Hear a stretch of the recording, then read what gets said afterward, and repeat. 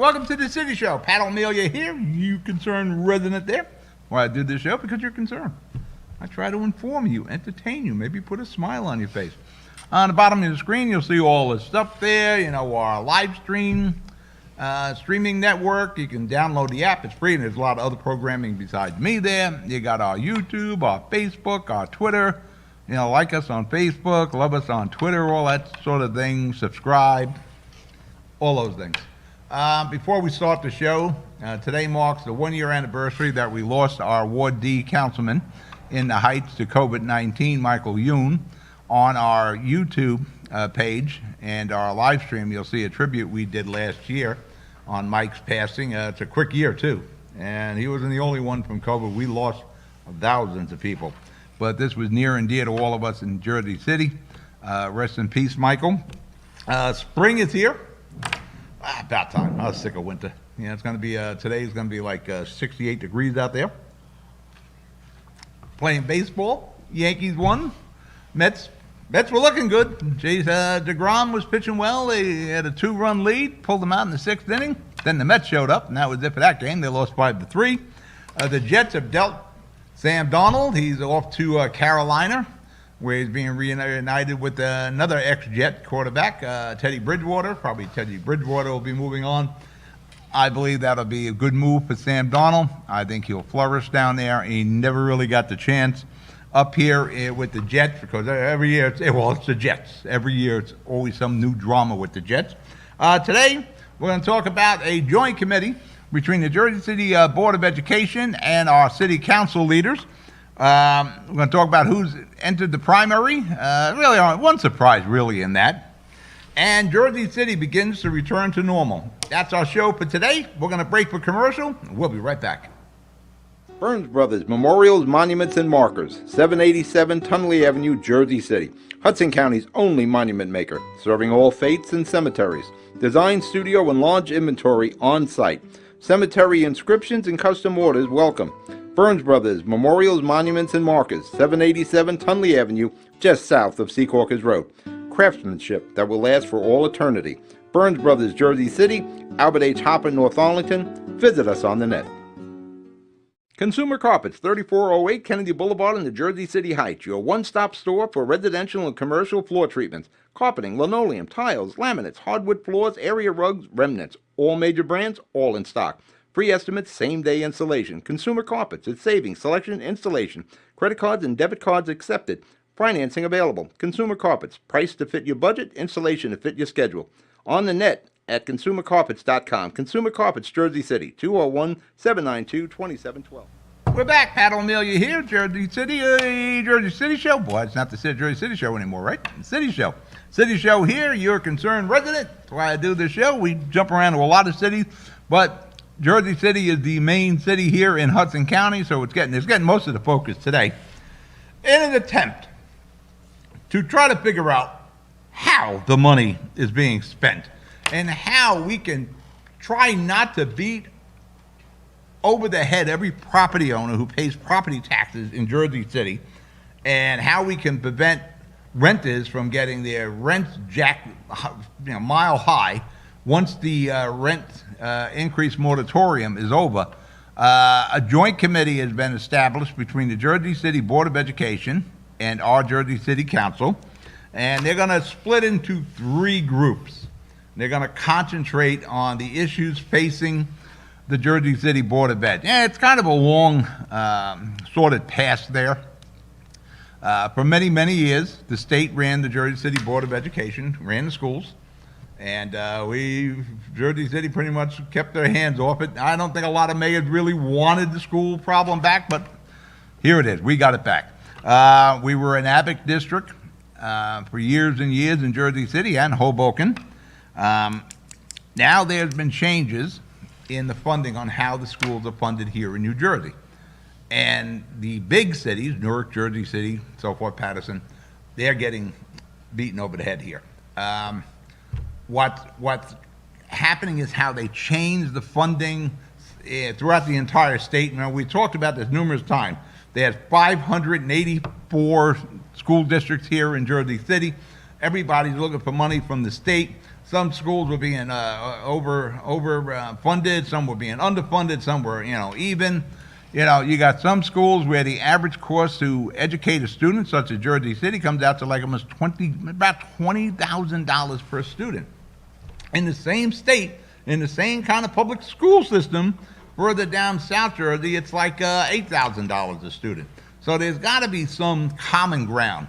And what happens, the further you get north, as I always said, the closer you get to the Gorilla Building, the Empire State Building, the more things cost. The further you get away from that, property taxes go down, the cost of a Big Mac go down. It's amazing. The further you get away from the Empire State Building, New York City, the further south you can go, the cheaper it gets.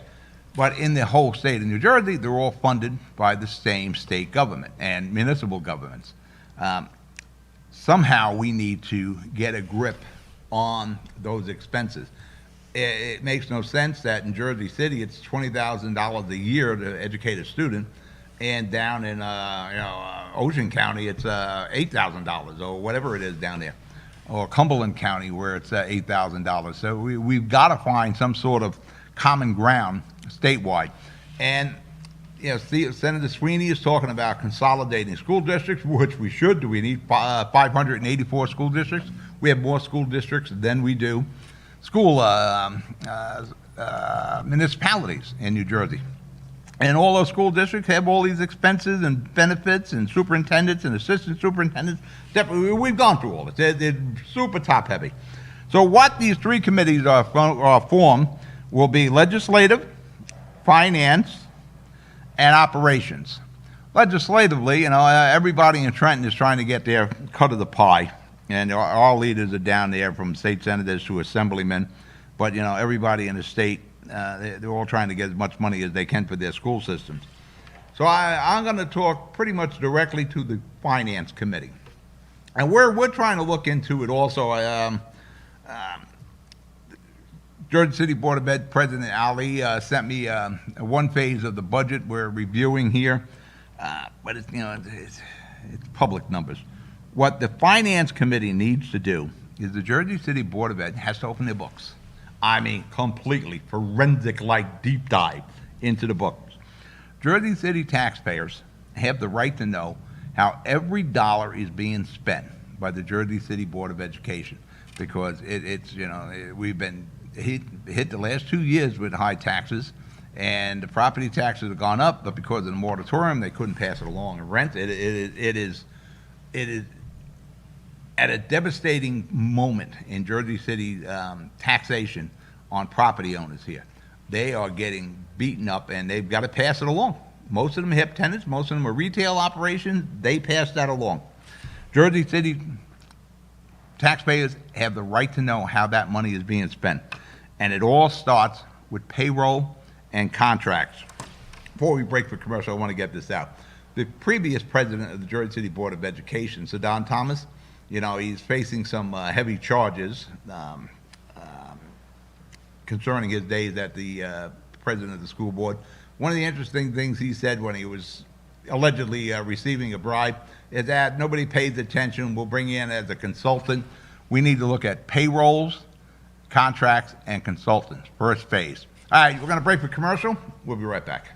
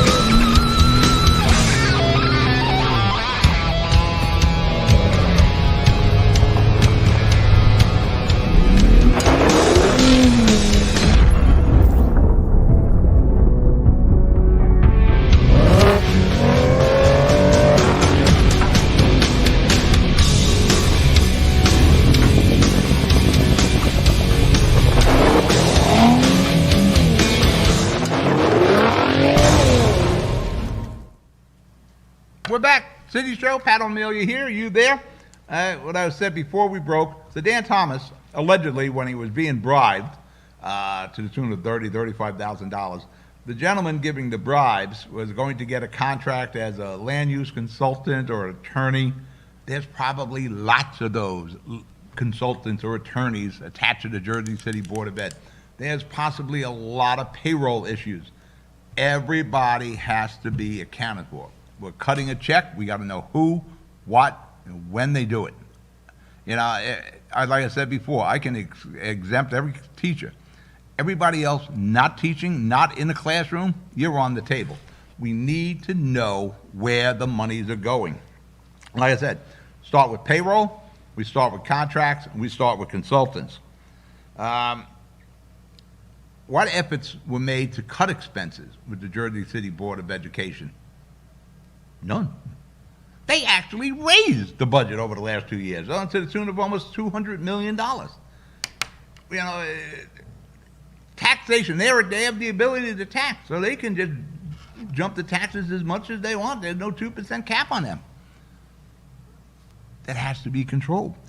They need to get a handle on their budget. You can't jump the budget, almost $200 million in 2 years. Now, especially coming out of a pandemic. We have to look at unfunded state mandates. Yeah, it's great for the governor and the legislators down there to come up with these mandates for schools. Schools have to do this after this program for school, and they have to do this, and for breakfast programs, and all these programs they put in there.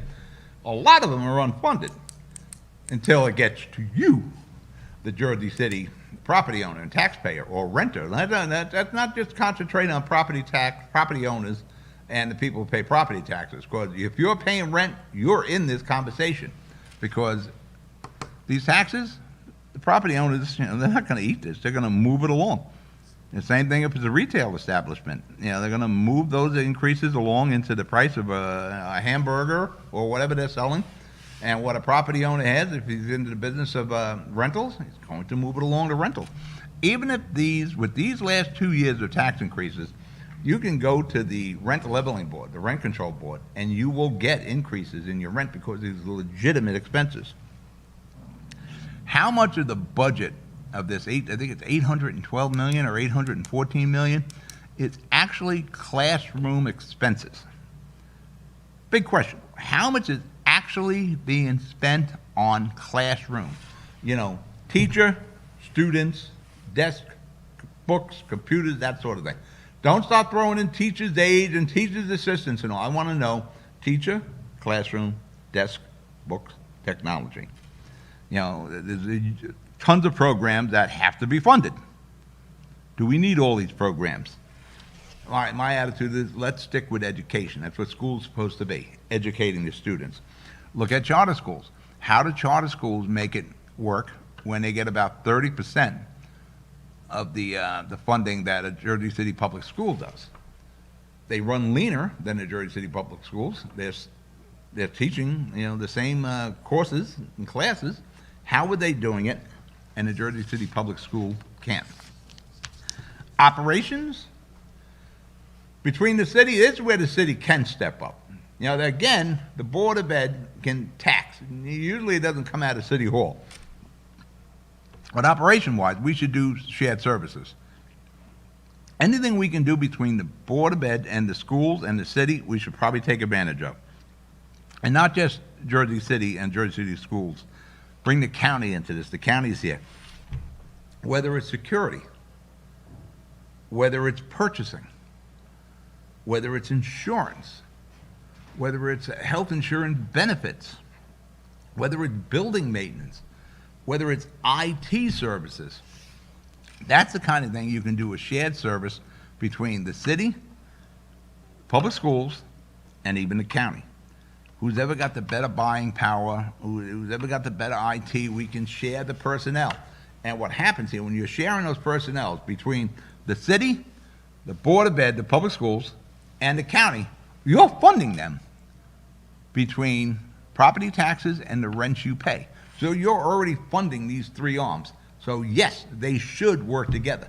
They should try to, if we got personnel that can do this, let's do that. If we got security, we can do this, we can do JCPD, Let's do it. We got good IT people. They can help the school.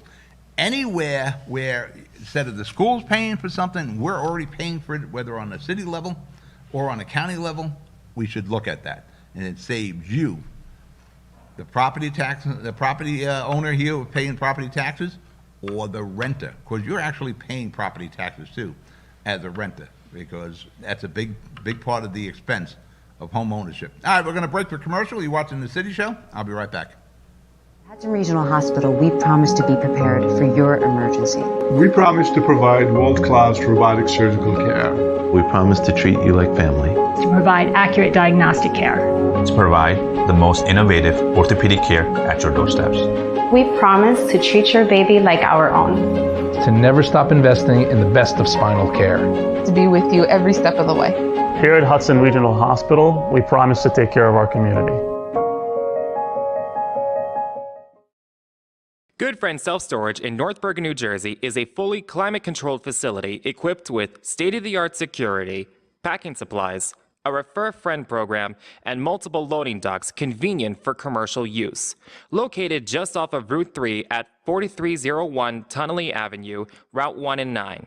Call 201-867-2444 or visit us on the web today. Good Friend Self Storage. Let us be your good friend. We're back, City Show. Pat O'Melia here. You there? Legislatively, of the third committee, probably the best thing we can do in Trenton is to consolidate the school districts. Like I said, we got 584. Consolidate that down. I know Senator Sweeney and Senator Vin Coppell, they're working on a project. They're removing obstacles that would prevent consolidation. Consolidate. I know Senator Sweeney was talking probably prior to the pandemic about maybe we have 21 school districts, one school district for each county. Now remember, each one of these districts has expenses, payrolls, pension, benefits, all their assorted expenses. You're paying for them. Affordability. Jersey City is getting to the point where it's getting tough to afford to live in Jersey City. Mayor Fulop, he's got the Honeywell site where 30-40% of that's going to be affordable housing. He has an affordable housing component to all the construction. We need affordable housing, and affordable, I mean, not $3,000 a month. That's not affordable. You won't have affordable housing if last year was 37% tax increase. This year it's $1,000 a year. Now, last year when that tax increase hit, the city put in a moratorium, so did the state, about increasing rents. The landlords couldn't pass that along. Once that moratorium expires, you're looking at 37% and $1,000, you're going to see rents jump anywhere from like $2,000 to $3,000 per year. And that's a hell of a jump, but it's a legitimate jump because of the taxation that's going on just from the school, the public schools. The Fulop has managed to hold it. I think he raised it up 2% this year. But you're looking at 37% increases. You're not going to have affordable housing in Jersey City unless the city is affordable. And once Fulop gets past his election in November, he has to revisit the appointed board. The city needs say and sway with the Jersey City Public Schools. That is a must. And how can you get that done? Well, let's see. Who's running? Who's running for office in Hudson County? Actually, the same group, pretty much, and they should be reelected. They've all done a good job. Everybody filed their petitions. There's only a couple of exceptions to the norm here in Hudson County. Really, one of the surprises that came out of left field is former freeholder, which is now commissioner, Jeff Dublin. He'll be running for county register. Jeff has been out of the political scene, I guess about 4 years now. He's where he was working a deputy commissioner down at the DPW in Jersey City. So Jeffrey's going to run for county commissioner. W will do a fine job. As far as all three districts, the 31st district, you got Cunningham and Angela McKnight is running. You got the new kid, Sampson, who Jimmy Davis appointed. You got Sacco. He's going to run and win in the 32nd district with his assembly people. And the same thing with Brian Stack in the 33rd district. He will win along with his assembly people.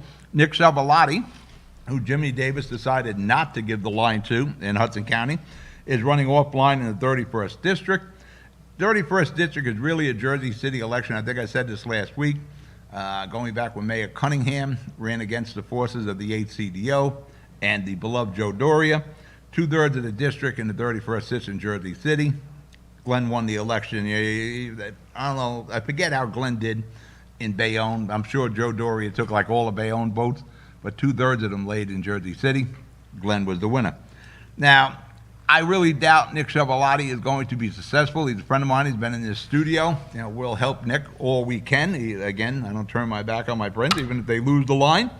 I think Nick Schiavoletti is laying the groundwork for 2022 when he has the mayoral election in Bayonne.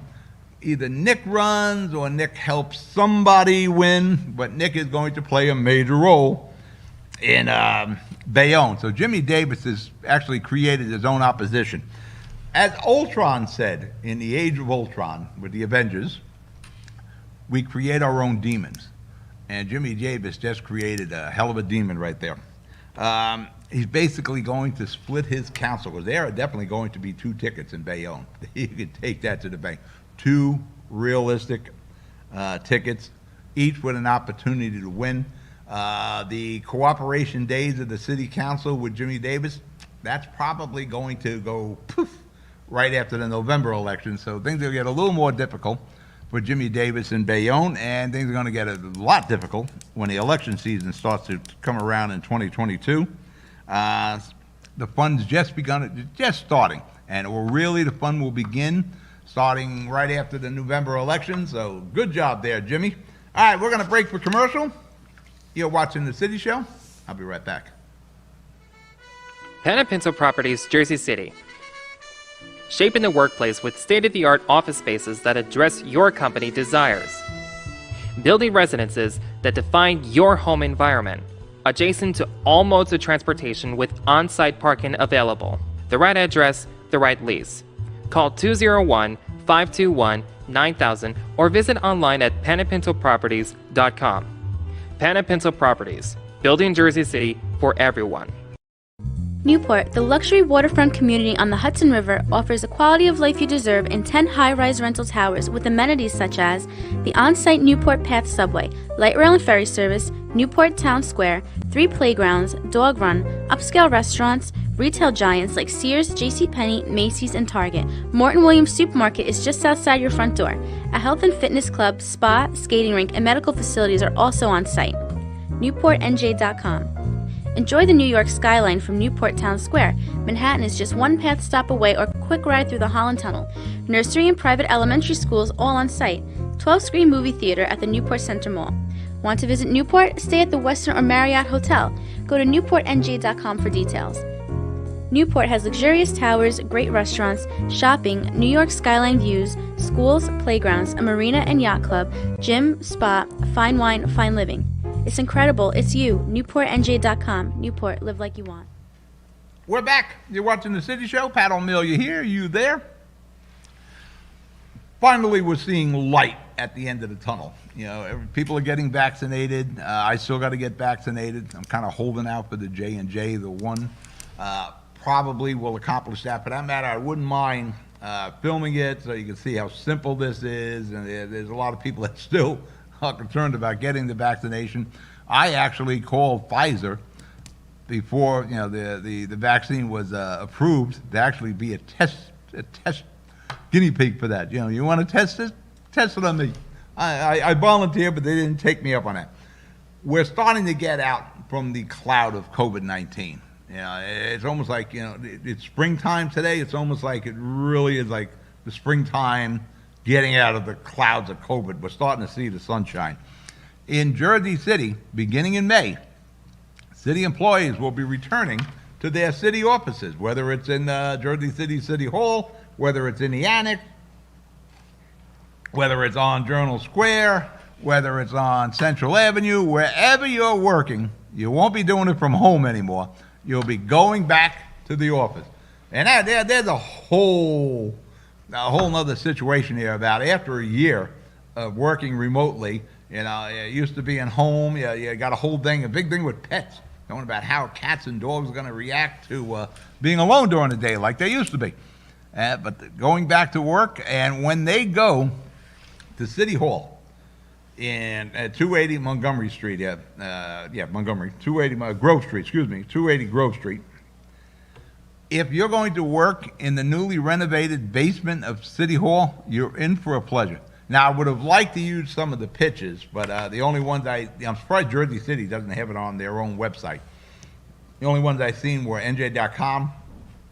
Go to NJ.com, type in, Jersey City Hall basement renovations. What a great job they've done. Commend Mayor Fulop. During his administration, they redid the council chambers. They redid the hallways. They had a thing a year ago, just before the pandemic, when they were pulling up linoleum in the hallways, and they found these beautiful, floors. They were like marble floors there from Frank Hague's days, so they restored all that.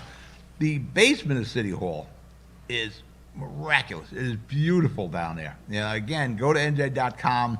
It's on the main page of the site now for Hudson County. Take a look at the pictures. I've been going through the basement of City Hall when I'm meeting with the mayor or whatever I'm doing at City Hall for the last 25 some odd years. And, they were talking about the damage from Sandy. And all the years that City Hall's been there, they had two events. There was a big fire, I think back in 72, 73, and Sandy flooded. For like the 150 some odd years that City Hall's been there, they never had a flood issue until Sandy. And he was saying, well, we renovated because of all the damage from Sandy. Again, for the last 25 or so years, I've been cutting through the basement.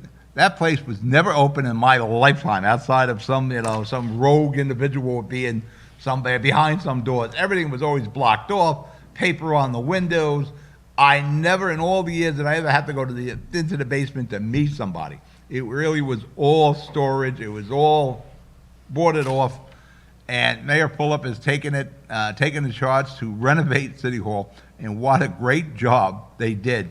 Because you go through from the elevators to the painting to the tile work to the glass enclosures. Everything was done 100% expertly, and it is really to commend Mayor Fulop and the City Council for approving the funds or what grant monies they got.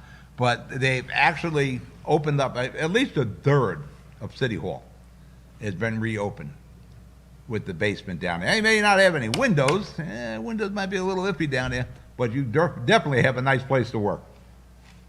Nice, clean. They got, they opened all the bathrooms down there. I think they put a few bathrooms in. So it's really a great job. And also in May, again, more light at the end of the tunnel, students here in Jersey City will be returning to school. Now, I'm not sure if we talked about summer school, a way to get back that year. It's almost like the Avengers blip. Instead of 5 years with the blip from Thanos, we got 1 year with the remote learning. And I don't think the kids, we did any justice to the kids by doing the remote learning. But if we're not going to bring these kids to summer school to try to catch that year, why are we even bringing them back just for May and half of June and upset what is now the new normal in the family unit? May as well hold off till September. But again, smarter people than me are making those decisions. I am out of show. You be good. You be safe. I'll talk to you during the week. Good night.